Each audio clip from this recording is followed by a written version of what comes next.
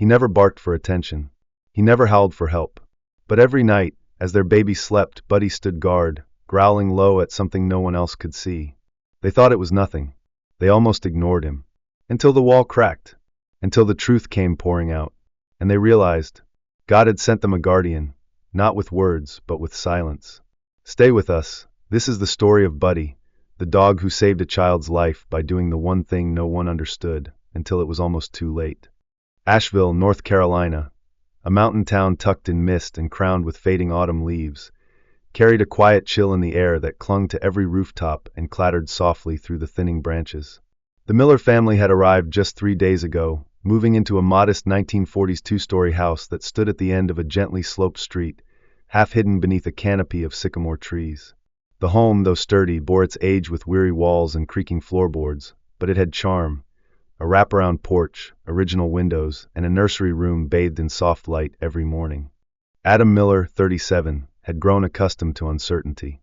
A former firefighter with 14 years of service behind him, he carried the quiet intensity of a man who had once run toward fire while others fled. He was tall, broad-shouldered, with sandy blonde hair already graying at the temples, and eyes that had seen more loss than most.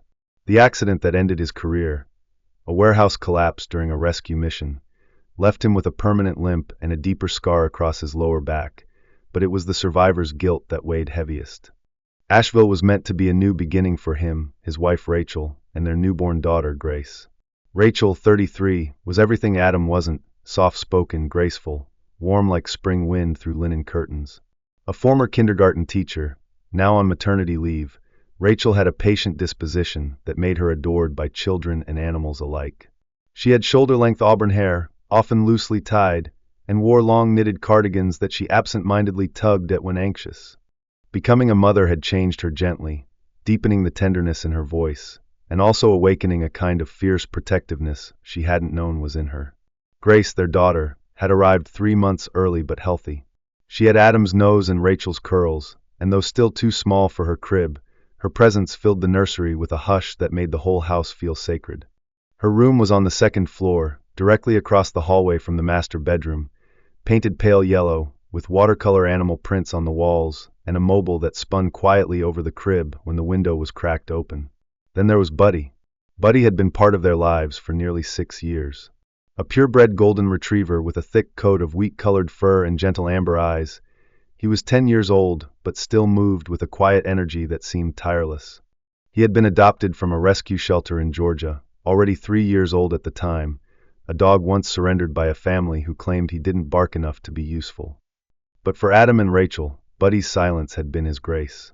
He followed Adam with unwavering loyalty, and had taken immediately to baby Grace with a gentle, almost reverent curiosity, never jumping, never barking, simply lying beside her crib with his tail gently thumping whenever she cooed. It wasn't until their 4th night in the new house that something shifted. Adam had just returned from the basement after checking the furnace. The nights were dipping into the high 30s, and he wanted to make sure the heat was steady for Grace. As he stepped into the hallway, he noticed Buddy sitting bolt upright just outside the nursery door. The dog's posture was rigid, ears perked, body tense, tail stiff, and a low, drawn-out growl rumbled from deep in his chest. Adam froze. He had never once heard Buddy growl, not at strangers, not at thunder, not even during vet visits. "Hey," Adam whispered, cautiously approaching. "What's up, Bud?" Buddy didn't move. His eyes were fixed on the far corner of the nursery, the one nearest the window, where the baby monitor glowed softly against the wall. Grace was asleep, undisturbed. The room itself looked perfectly normal, no shadows, no open windows, no movement. But Buddy's growl deepened slightly, and when Adam stepped in beside him, the dog slowly stood and took 2 stiff steps into the nursery, then stopped again, muscles locked. Rachel appeared behind him, holding a folded blanket. "Why is he doing that?" Adam shook his head. "I don't know. He was just sitting here, staring." Rachel moved to the crib and placed the blanket over Grace's tiny form. "There's nothing in here," she said quietly. "He's probably just unsettled. New place, new smells." Adam wasn't so sure. Buddy's stance wasn't anxious. It was defensive. The following night, the same thing happened, almost to the minute. At around 9:15 p.m., Buddy made his way up the stairs, stopped outside Grace's room, and began to growl toward the same exact corner. This time, when Adam flicked on the lights, Buddy's growl became a low whine, and he looked up at Adam briefly as if to say, "Do something." By the third night, Rachel had started to worry. "Do you think he hears something in the walls? Mice? Squirrels?" "Could be," Adam said, although his tone betrayed doubt. He had already checked the attic and the crawl space. The insulation was old but intact, the screens on the windows secured, and there were no signs of droppings or scratches anywhere. On the fifth evening, Rachel stood on the porch as the last of the sunset faded behind the Blue Ridge Mountains. Their next-door neighbor, Mrs. Louise Benton, emerged from her garden holding a small basket of rosemary and sage. Louise was 70, with short silver hair and a weathered face that spoke of years spent under southern sun and wind. A widow of 2 decades, she lived alone but had a warm, slightly nosy manner that endeared her to neighbors. She squinted toward the house. "Settling in all right?" she asked, handing Rachel a sprig of rosemary. Rachel smiled. "We are. It's peaceful here." Louise tilted her head. "You moved into the old Dobbins place, right?" Rachel nodded. "Yes. We love the light upstairs. It's perfect for Grace's nursery." Louise's brow furrowed slightly. "Just make sure you check the walls near the nursery window. Last folks who lived there, well, let's just say they had some moisture issues. Never fixed proper, from what I heard. I think it caused some funny smells in summer." Rachel thanked her politely, but the comment sat like a pebble in her shoe the rest of the evening. Later that night, as the wind picked up and the air turned crisp, Buddy returned to his post. The clock read 9:14. Adam and Rachel stood together in the hallway, watching their old dog tense like a coiled spring. His eyes once again locked on the same corner of the nursery. His growl started low, then deepened, vibrating through the wooden floorboards. There was no storm, no creaking pipes, no visible disturbance, only that eerie, unmoving corner bathed in moonlight. Adam knelt beside Buddy and placed a hand on his neck. The fur was bristled. The dog's breathing was steady, but everything about him screamed alert. Rachel wrapped her arms around herself. "I don't like this," she murmured. Neither did Adam. And neither, it seemed, did Buddy. The next night arrived with the whisper of frost in the air. The sycamore leaves around the old Asheville house had turned brittle and amber, clinging desperately to their branches before winter claimed them. Inside, the Miller home was quiet, save for the low hum of the furnace and the occasional creak of old timber shifting with the cold. But in the nursery, there was another sound, one that had begun to feel like a nightly ritual. Buddy's growl, soft but persistent, echoed again through the wooden floorboards as he positioned himself, like clockwork, between the crib and the far corner of the room. Adam watched from the hallway, leaning against the doorframe with arms folded tightly across his chest. His limp had been acting up more in the cold, and standing still for too long only made the ache worse, but he refused to go to bed while Buddy kept watch. Rachel sat in the rocking chair near the crib, swaying gently, her eyes locked on the dog. "He's doing it again," she whispered, her voice almost swallowed by the room's silence. Grace slept undisturbed in her crib, a small bundle wrapped in flannel with her breath rising and falling in a steady rhythm. Earlier that day, Rachel had tried to bring Grace closer to the window to adjust the mobile, just a simple stretch of her arm, and Buddy had instantly stepped in front of her, issuing a low, guttural warning. He didn't bare his teeth, didn't snarl, but his message was clear: no. Not that corner. Rachel still felt the chill from that moment clinging to her skin. They had checked again. The wall was solid. No signs of water, mold, or even insects. Adam had knocked along the baseboards, run a flashlight up and down the paneling, even opened the window briefly to check for draft lines.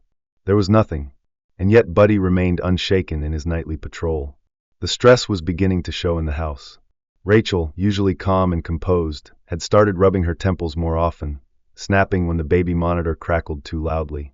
Adam caught himself pacing the hallway at night, unsure if he was guarding Grace or trying to keep the storm inside him from spilling out.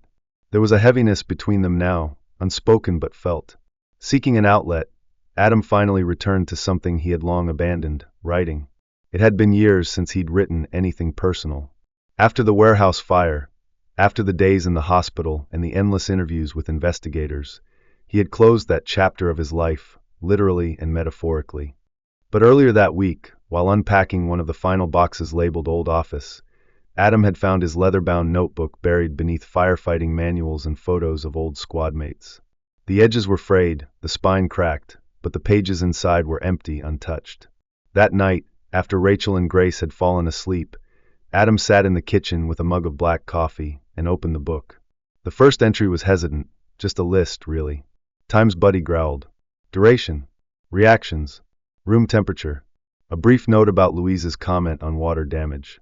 Then more thoughts spilled out. His back injury. The guilt. The feeling of powerlessness that crept up every time he saw Buddy on high alert and had no answer to offer in return. Writing helped. It gave shape to the shadows in his head. The next morning, they tried to create some sense of routine. Adam fed Buddy, took him out for a walk along the trail behind the neighborhood while Rachel bathed Grace. The woods behind their property stretched for miles, dense pine, oak, and maple, quiet even in the morning. Buddy walked calmly on the leash but glanced back toward the house more than once, his ears twitching as though drawn to something invisible. Rachel, meanwhile, called the vet again. His behavior's different, she said into the phone while bouncing Grace gently on her shoulder. Not aggressive, he's never aggressive, but rigid. Guarded. Always the same time, the same place. The vet, a middle-aged woman named Dr. Carla Reed, had been practicing in Asheville for nearly 15 years. She had a calm, measured voice and a straightforward nature that made her a trusted figure among pet owners in the area. Has he had any recent changes to diet, noise exposure, new medications? She asked. No, Rachel said. Nothing like that. He eats fine. Plays fine. But only at night. Only when he's near the baby's room. This starts.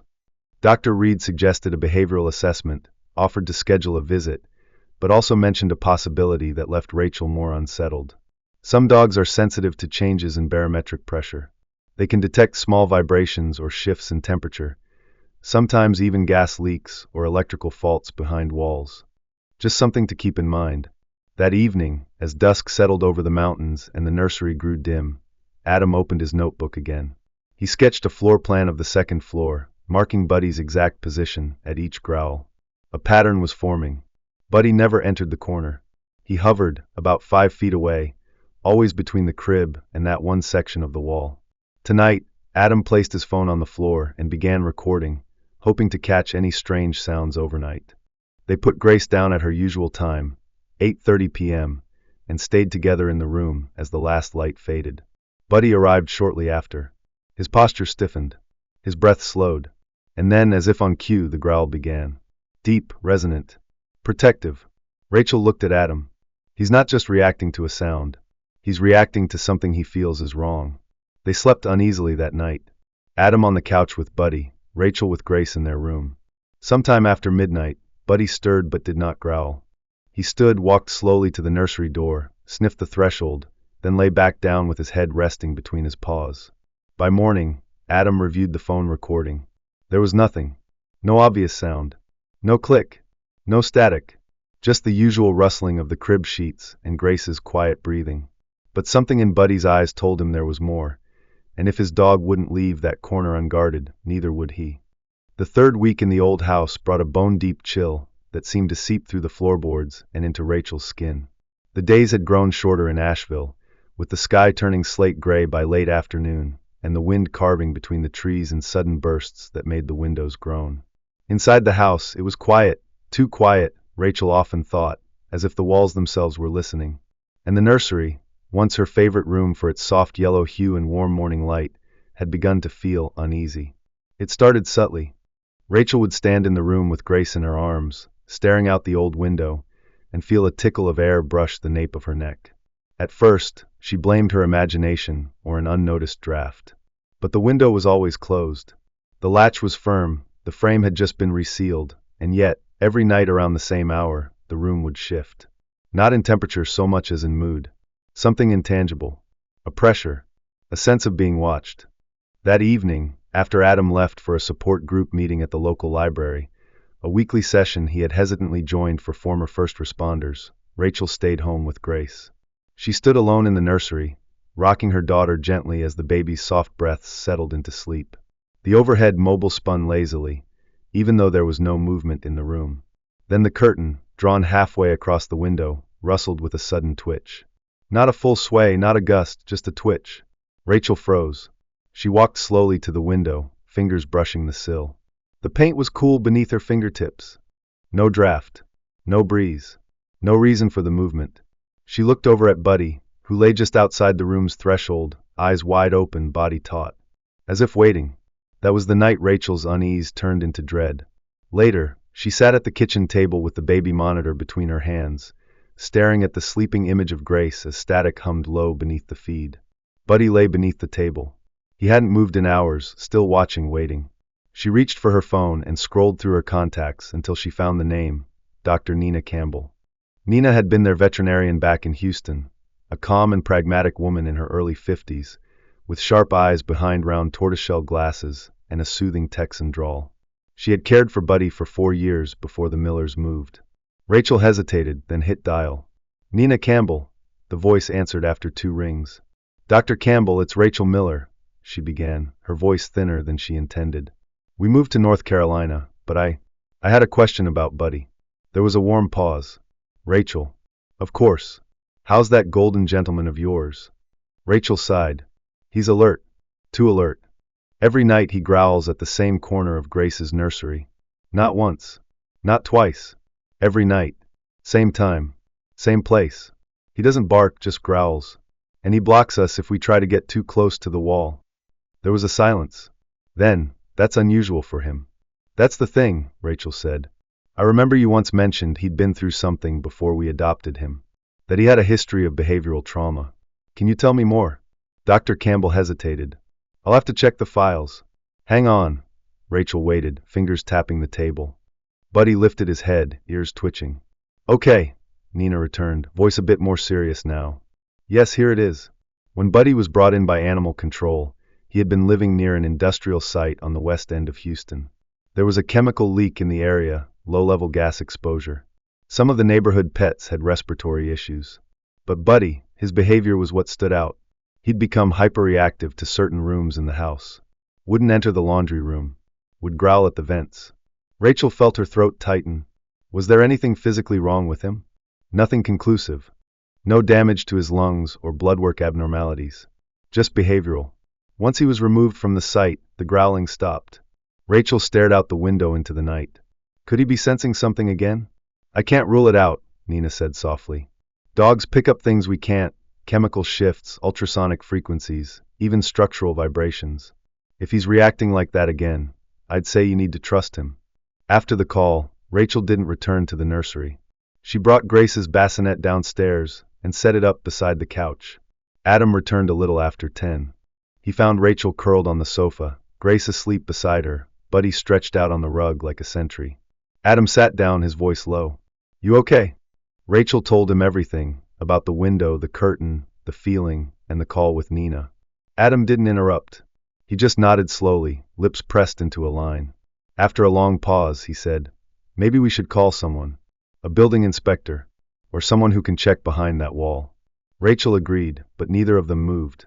The house felt still, like it was holding its breath. The next morning, Rachel took Grace for a walk to clear her head.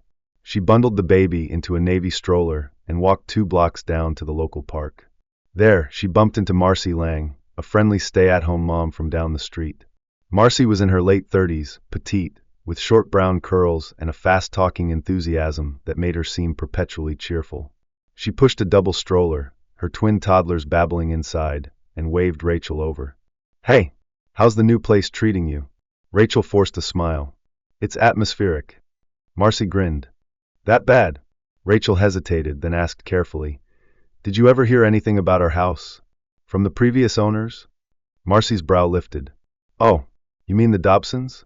They didn't stay long. Less than a year, I think. The husband was doing night shifts.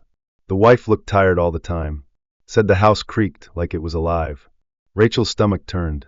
They said it was probably just old pipes or temperature changes, Marcy added quickly. But hey, you're a brave one. I couldn't live in one of those older homes. Too much mystery. Rachel smiled thinly and walked home slowly. That night, the wind returned. Stronger now. It moaned against the siding and scraped the porch railings. Buddy was already in place before 9 o'clock, sitting stiffly at the threshold. As soon as Grace was laid in the crib, he rose and positioned himself directly between her and the corner. His growl began again, low, continuous, like a warning bell muffled by age. Rachel stood in the hallway, arms crossed tightly, her voice quiet. He's trying to protect her. I don't know from what, but I believe him.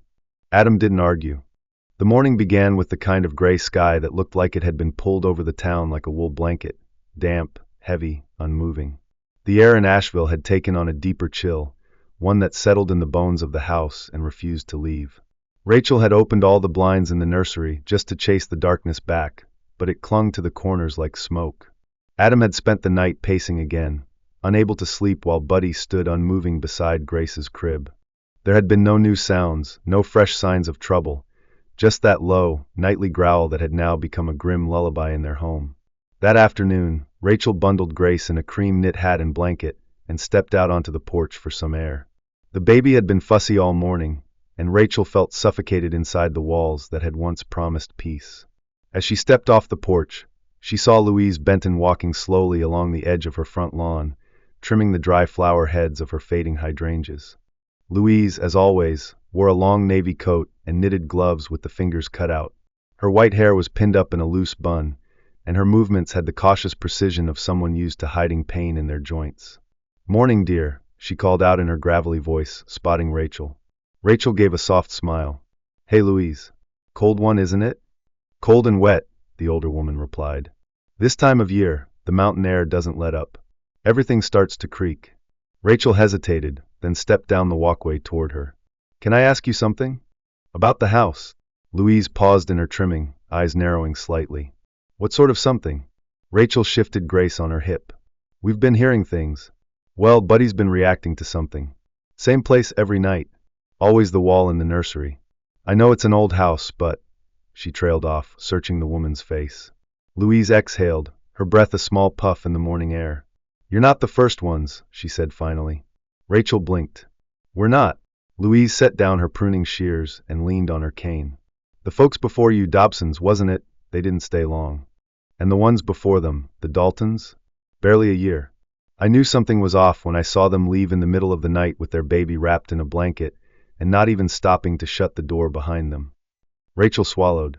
"Did they ever say what it was?" Louise nodded slowly. "They mentioned noises. Whispering sounds behind the walls. One winter, during a freeze, they said part of the nursery wall started to sweat, then split. The city blamed it on old pipes. Said the insulation was poor. But no one ever opened up the walls, not properly. The Daltons patched it up and left. That evening, when Adam came home from his shift at the local volunteer station, where he now worked part-time, helping with fire safety outreach, Rachel told him everything Louise had shared. He listened quietly, his hands still smelling of ash and soap, then stood and walked upstairs without a word. Rachel followed to find him standing in the nursery, flashlight in hand, knocking along the far wall with his knuckles. The sound was duller near the bottom corner. Not hollow exactly, but dampened, as if something behind the wall was absorbing the sound. "I think we need someone professional," Adam said. "Someone who can look inside without taking half the house down." Rachel nodded. "Agreed." That night, after Grace had fallen asleep and Buddy had once again positioned himself on alert, Rachel returned to unpacking a few remaining boxes in the small hallway closet beside the nursery. They hadn't touched this one yet. It had been tucked behind the vacuum and a stack of winter coats. Inside was a mess of old papers, real estate forms, scattered warranties, and envelopes addressed to a name they didn't recognize: Edward Harrow. Rachel sat cross-legged on the floor, papers piled around her, until she found it, a folded letter with yellowing edges and faded handwriting. "To whoever comes next, if you're reading this, then maybe you've heard it too." The sound behind the wall. It's not constant, not like pipes or pests, but it comes in the quiet. A high, thin noise. Almost like air being squeezed through something that shouldn't be hollow. "We had inspectors come. They found nothing. But I know what I heard. My wife said I was being paranoid. But our dog Lucy, she heard it too. Wouldn't go near the corner. Same spot. Every night. We moved out after that winter. I couldn't take it anymore. Just be careful." Rachel read the letter 3 times. Her hands were trembling by the time she folded it back. She showed it to Adam the next morning. He read it silently, and then placed it carefully on the kitchen counter beside his notebook. "That makes 3 families," he said. "All of them with pets. All reacting to the same spot."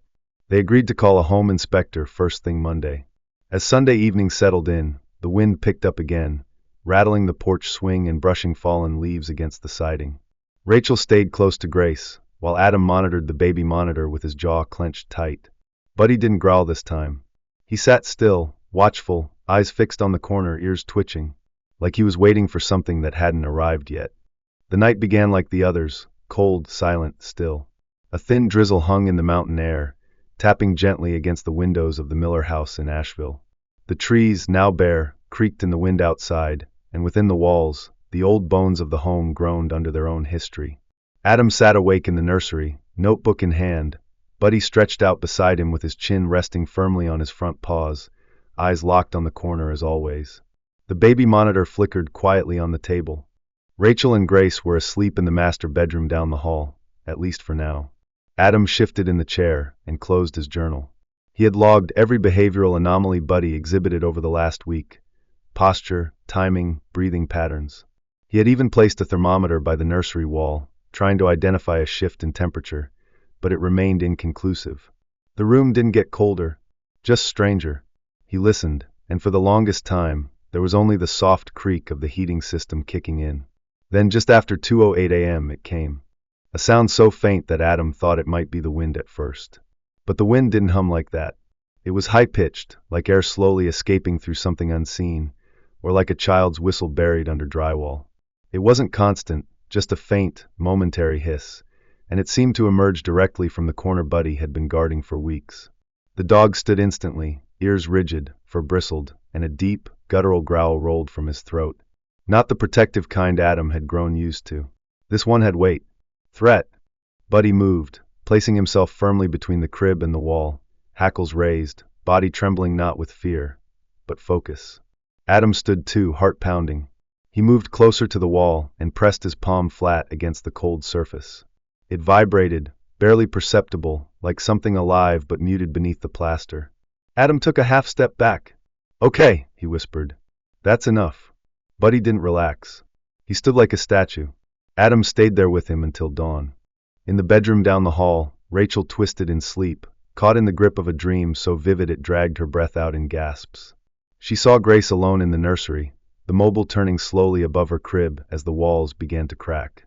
It started like spiderwebs, thin lines creeping from the ceiling downward, then thickened into jagged fractures.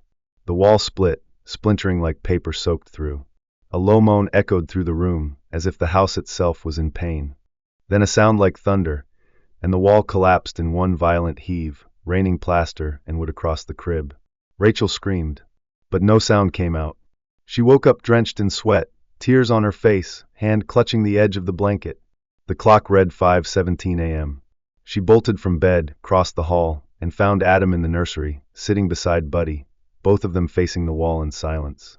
Without a word, Rachel scooped Grace up from the crib, walked back into the bedroom, and began rearranging furniture. Adam followed a few minutes later, confused but saying nothing as Rachel dragged the bassinet beside the bed. "We're not keeping her in there another night," Rachel said flatly, eyes glassy. "Something's wrong." Adam nodded. "I heard it tonight." Rachel looked up, startled.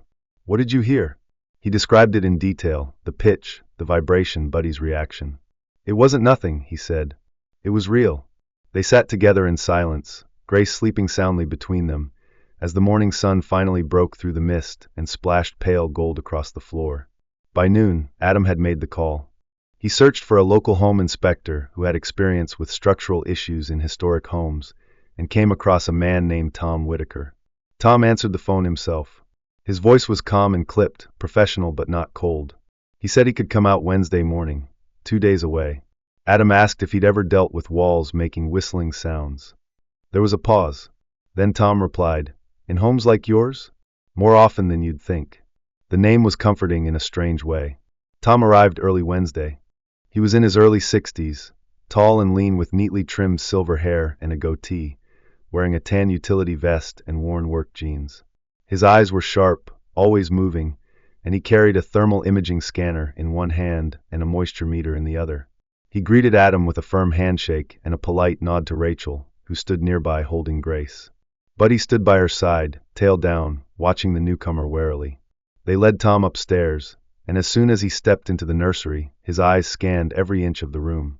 He walked the perimeter in slow, deliberate steps, tapping the walls, testing pressure, and holding up the scanner like a doctor inspecting a wound. "Your house is old," Tom said thoughtfully. "Built before modern insulation standards. Walls like these, plaster and lath, they can trap moisture. Moisture leads to mold, leads to decay. But what you're describing, noise, pressure, vibration, sounds like air movement, possibly behind a break in the seal. He pressed the moisture meter against the lower part of the wall near the corner. The device beeped. Tom's brow furrowed. There's elevated moisture here, he said. Could be a leak, but it's not fresh. This is likely from years of condensation or improper drainage behind the siding. Rachel stepped closer, voice trembling. Could that cause instability? Like the wall could fall? If left unchecked? Absolutely, Tom answered. But I'll need to open a small section to see how bad it is. Adam agreed immediately. As Tom began cutting a small square of drywall from the baseboard area, Buddy stood behind him, rigid again. The first crack of the blade made the dog growl low. When the piece finally came free, they all leaned forward to look. Inside, the cavity was dark and cold. The wooden beam directly behind the drywall was damp and discolored, with thin streaks of mold running along the grain. A faint odor of rot crept out, subtle but present. Tom shook his head. Yep. That's rot. And the beam's compromised. Probably more behind it. Adam looked at Rachel. We're lucky we caught it. Buddy, meanwhile, sat down quietly. He didn't growl. He didn't move. He simply watched. The morning after Tom Whitaker's initial inspection carried a strange sense of quiet urgency. The pale sun filtered weakly through Asheville's winter cloud cover, casting soft yellow hues across the dewy grass outside. Inside the Miller house, the air was no longer filled with the same anxious stillness. It was now pregnant with confirmation. Something was wrong with the nursery wall, and now there was no denying it. Tom returned promptly at 8 a.m. sharp the next day, wearing the same tan utility vest and sturdy brown boots, a clipboard tucked under his arm. He looked like someone who had seen many houses age into danger, and his calm demeanor now carried a tinge of concern. Adam met him at the door, still in a gray hoodie and flannel pajama pants, eyes ringed with sleeplessness. "Morning, Mr. Miller," Tom said with a small nod. "I brought the expanded equipment. Let's get a better look at that wall." Rachel stood nearby in the kitchen with Grace in her arms, her expression a mix of gratitude and tension. Buddy sat at her feet, unusually still, ears twitching toward the stairs. This time, Tom brought with him a small suitcase containing vibration sensors and a more advanced infrared thermal camera. As they made their way upstairs to the nursery, the faint creak of the steps under their feet reminded everyone how aged the house truly was. Inside the nursery, Tom got to work immediately. He placed his hand along the lower beam where he had opened a section the day before, then slowly worked upward. He pressed the palm of his hand gently against the plaster and waited. Adam watched, arms crossed, body leaning slightly forward. Tom's fingers traveled across the surface, like a piano player listening for an off note. "This section here," Tom said, motioning to an upper portion where the wall met the ceiling's slant. It's slightly bowed. You wouldn't notice it unless you were looking for it, but the surface isn't flush. It's subtle, but that often means something behind the wall has begun to swell or shift. Rachel entered the room with Grace now asleep in her arms. Buddy followed closely, stopping just at the threshold as always. He gave a soft whimper and fixed his eyes on the upper corner near the ceiling. Not the baseboard this time, but higher. His gaze was locked, unwavering. Tom noticed the dog's focus. "Is that where he usually reacts?" Adam shook his head. "No, it used to be lower. This is new." Tom adjusted the camera and held it up toward the spot Buddy was now watching. The screen flickered, revealing a color map of temperatures within the wall. In a square pattern just under the ceiling corner, there was a glowing area, cooler than the surrounding sections, a slow-moving shadow among orange and red. "That's cold moisture," Tom confirmed, "but not a leak in the pipe sense. This looks like a condensation pocket. It's likely being fed from above, maybe from the attic or roofline. Could be a flashing issue around the eaves or a poorly ventilated rafter space." He pulled out a level and placed it vertically along the adjacent wall. The bubble hovered just off-center. "This wall is tilting by less than half a degree," he said. "That doesn't sound like much, but in structural terms, it's significant if the shift happened recently." Rachel sat down slowly in the rocking chair, her face pale. "So what does that mean?" "It means you've got progressive decay," Tom said. "The structure behind this section, likely the header beam or top plate, is absorbing moisture and expanding, maybe even beginning to rot. That vibration you felt? It's wood fiber moving under pressure, air moving through unseen gaps." Adam rubbed his face with both hands. "How dangerous are we talking?" Tom's face was grim. If this continues unchecked, you could see drywall separation, mold growth, or in the worst case, a partial wall collapse. The real risk is that if the main header fails, the pressure from the roofline could drive downward and fracture this wall completely, especially if your roof is collecting snow. Rachel instinctively tightened her arms around Grace. Tom continued, "You'll need to have a full interior remediation. That means opening the wall, replacing any compromised beams, sealing the insulation, and ensuring the external roofline is sound." Buddy gave another low whine and stepped forward slowly, his body now angled toward the ceiling rather than the crib. His head tilted, then he sniffed the air, growling, not sharply, but with a kind of knowing urgency. He looked at Adam as if trying to speak. Tom stood back. "It's wild. I've worked on over 400 homes, and the dogs, well, they always know first. They can hear the shifting, smell the moisture. They're better than any sensor I've ever used." Downstairs, Grace began to fuss. Rachel stood, rocking gently, then stepped back into the hallway, needing space to think. She walked the baby downstairs and into the kitchen, eyes distant, her free hand tracing the edge of the countertop. The idea that their home, the place they had come to for peace, was quietly threatening their child was almost too much to hold. In the meantime, Adam followed Tom up into the attic, a narrow crawl space that smelled faintly of dust and old insulation. They brought a flashlight and began tracing the rafters. One of them, near the eave directly above the nursery, was damp to the touch and slightly bowed. A small patch of ice had formed where cold air leaked through a warped soffit. When Tom gently pressed his screwdriver against the edge of the wood, it sank in slightly, the texture soft and sponge-like. "Here's your source," he said. "Water's getting in under the flashing, probably every time it rains or the snow melts. It runs down the beam and pools where it hits resistance. Gravity does the rest." Back downstairs, Rachel was calling contractors.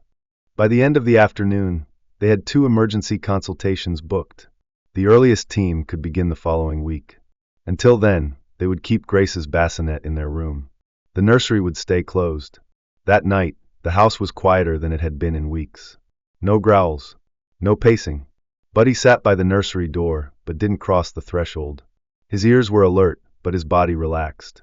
It was as if, now that they understood what he had been trying to warn them about, he could finally rest for a little while. Monday morning arrived with the scent of pine smoke and distant rain. The sky over Asheville was a pale watercolor wash, clouds dragging low like bruises on the mountains. Rachel stood on the porch wrapped in her oversized gray cardigan, watching a black pickup truck rumble to a stop in front of the house. The contractors had arrived, and with them, a reckoning that had waited too long in the walls. 2 men stepped out of the vehicle. One was Cal Bennett, a barrel-chested man in his early 50s with a deep tan, thick forearms, and a steady, no-nonsense demeanor. His face was framed by a salt-and-pepper beard, and he moved with the ease of someone who'd spent 3 decades navigating ladders, crawl spaces, and roof lines. He introduced himself with a polite nod and a firm handshake that made Adam's fingers ache. Beside him was Leo Mendez, younger, maybe in his late 20s, lean and wiry with curly black hair tied into a short bun. Leo's hazel eyes darted curiously around the house. He had a quieter presence than Cal, but there was an intensity behind his gaze, focused, precise. Rachel noticed how carefully he looked at Grace, offering a brief smile before returning his eyes to the eaves of the house. "You got a rot issue," Cal said after Adam walked them through the damage and the results of Tom Whitaker's inspection. "And I'm guessing it goes deeper than what's visible. Best we open the full section and see what's inside before we talk repair." Rachel hesitated. "Do we need to leave the house?" Cal shook his head. "Not unless we find something toxic like black mold. I brought protective sheeting. We'll seal the room and work fast. But keep the baby out of the dust zone." Buddy followed them up the stairs, tail low, ears alert. As soon as the men stepped into the nursery, Buddy moved forward, sniffing toward the same upper corner he had been fixated on. He let out a single, sharp bark and then sat. Leo watched him with interest. "He's the one who found the problem, huh?" Adam nodded. "Before any of us knew it existed." "Smart boy," Leo murmured, crouching to give the dog a slow, respectful pat on the head.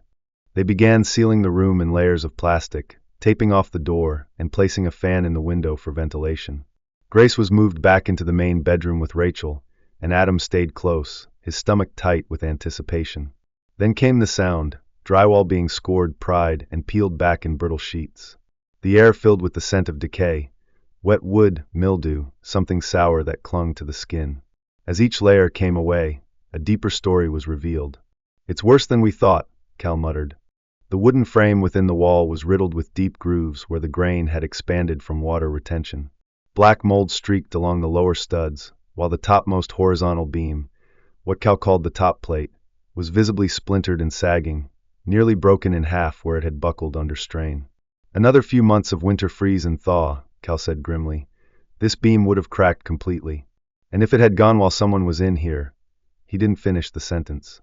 Adam looked at the shattered wood with disbelief. "So all this time, Buddy's been warning us about this." "Sure has," Leo said. "He probably heard the structure shifting.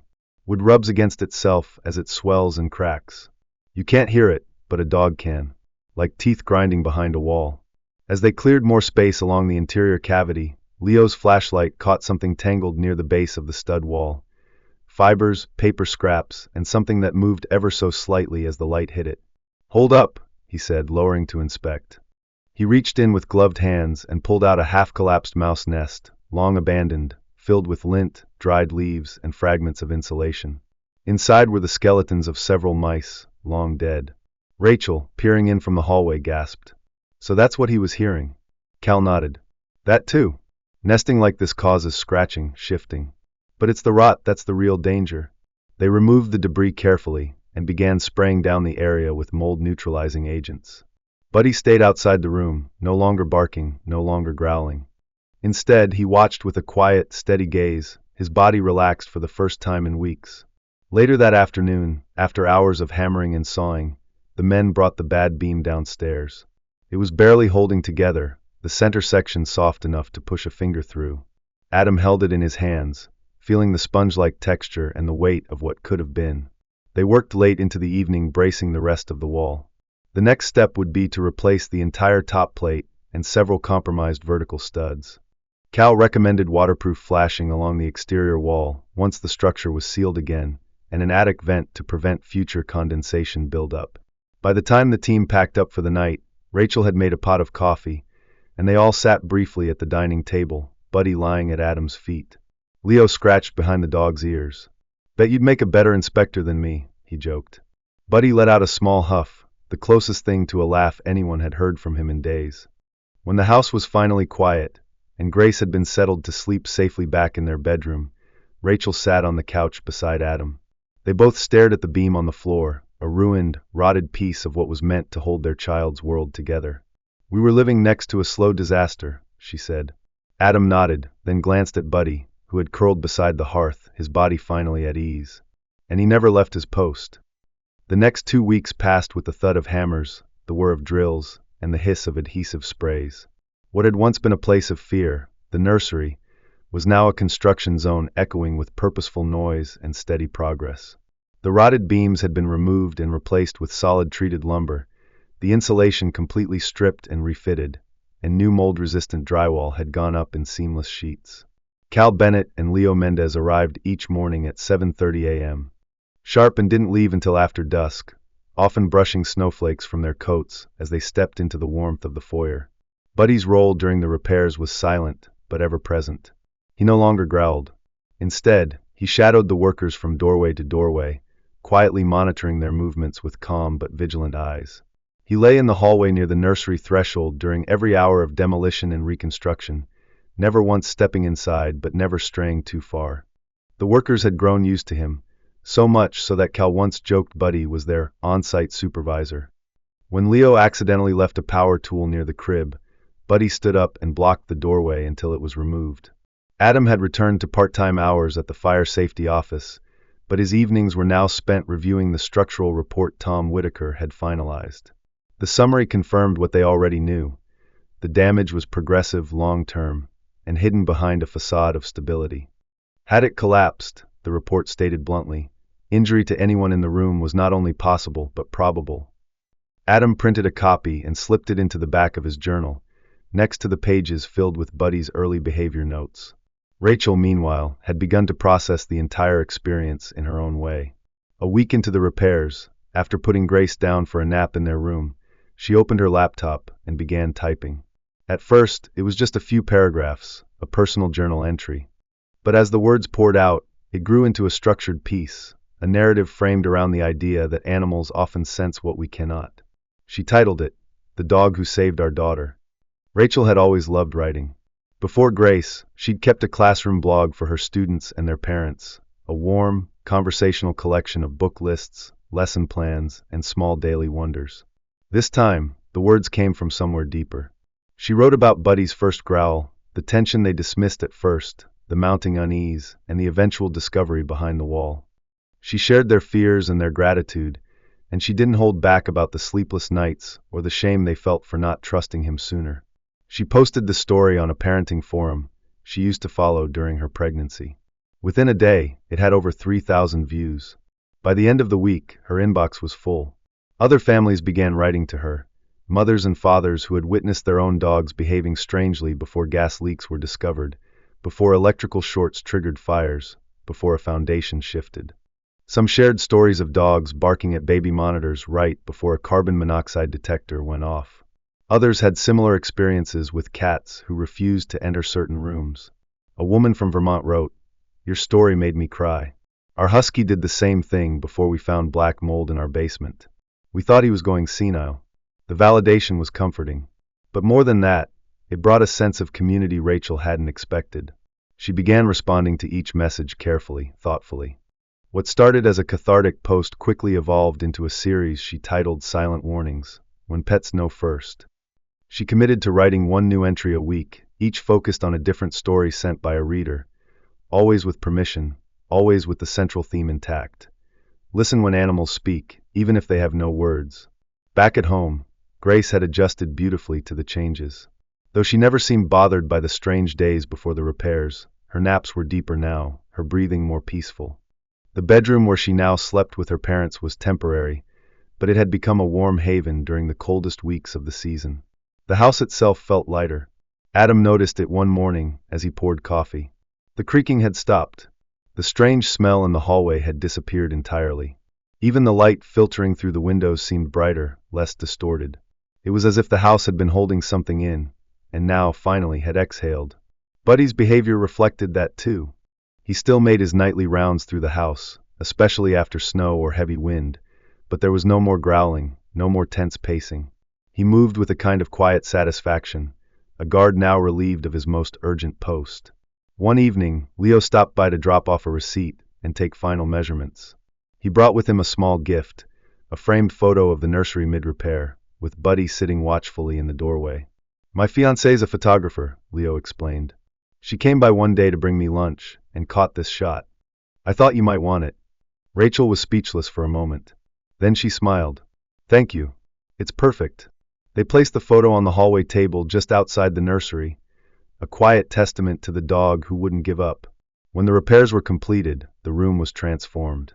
The fresh coat of pale yellow paint matched the original tone exactly, but now it gleamed with a clean warmth. The baseboards had been replaced, insulation sealed, and the new beams hidden beneath smooth drywall. A dehumidifier now ran silently in the closet, and a discreet attic vent had been installed to allow better airflow above. The mobile spun gently in the breeze again, but this time, only when the window was open. And when Grace was finally placed back into her crib, both Adam and Rachel stood together by the door, watching her sleep. Buddy lay at his old spot, not standing, not guarding, just resting. He yawned, then let his head fall onto his paws. Rachel whispered, "He knows it's safe now." Adam nodded. "Because he made it so." The first snowfall of February arrived like a whispered apology. Flakes drifted softly through the mountain air over Asheville, settling on rooftops and resting like lace along the bare limbs of the sycamores. The Miller house, once a place of quiet dread, now stood calm, warm from within. The nursery had been restored weeks ago, but today marked a kind of ceremonial return. Grace would begin sleeping there again tonight. Rachel had spent the morning folding tiny clothes into drawers, humming gently as she moved through the room. The scent of lavender from a new wall diffuser mixed with fresh paint, and the mobile above the crib turned slowly, no longer in response to unseen drafts, but from the open window, cracked just enough to let in the winter air. The walls no longer creaked. The light pooled evenly on the hardwood floor. Buddy stepped into the nursery without hesitation.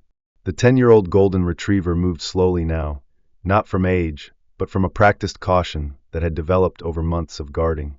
His golden fur had thinned slightly around the ears, but his frame remained strong. He padded into the room and sniffed the air with purpose. He circled once, paused by the crib, then turned and trotted to the window.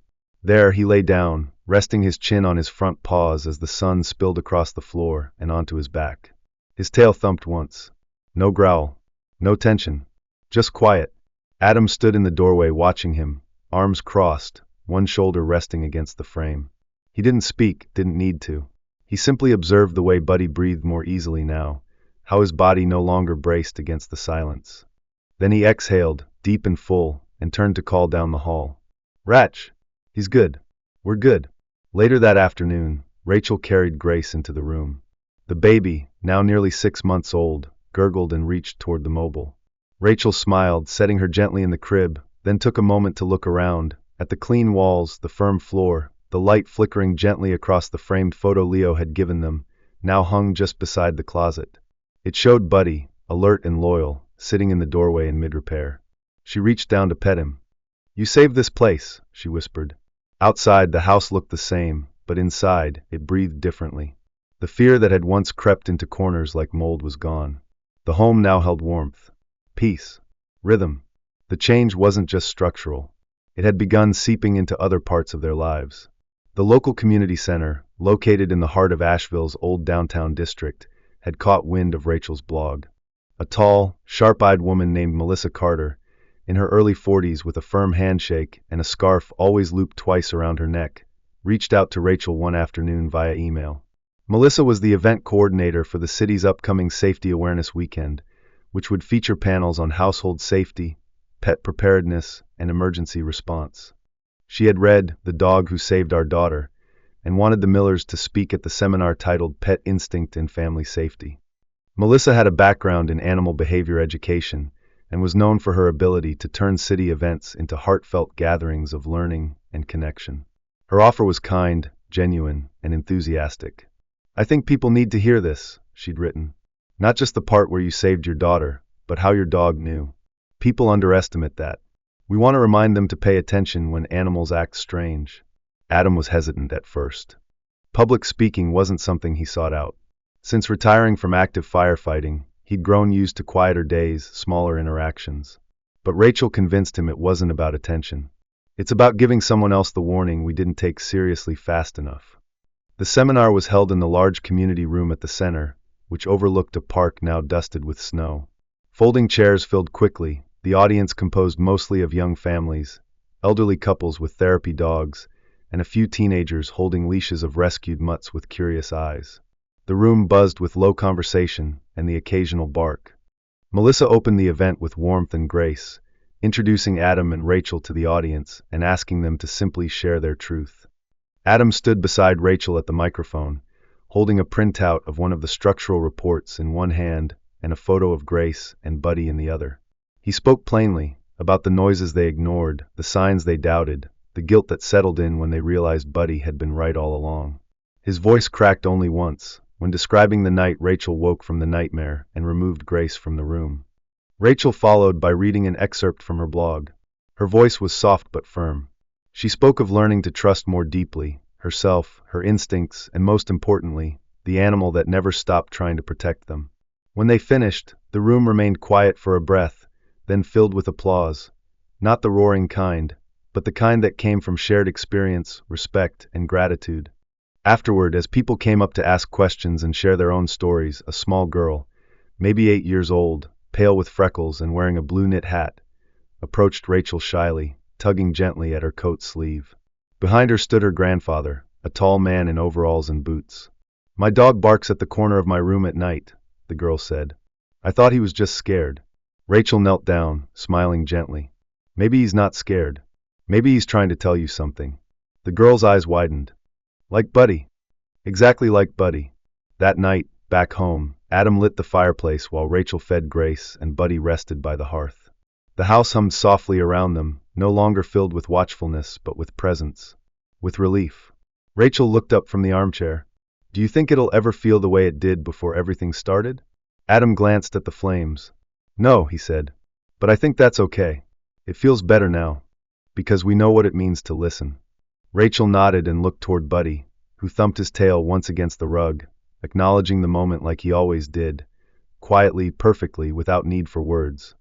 The first signs of autumn had returned to Asheville in the form of crisp air and leaves crunching underfoot, painting the sidewalks in hues of amber and rust. The Miller home sat quietly beneath a wide sycamore, its front porch adorned with small pumpkins and a wreath made of dried cornstalks Rachel had picked up at the Saturday market. Inside, the house exhaled peace.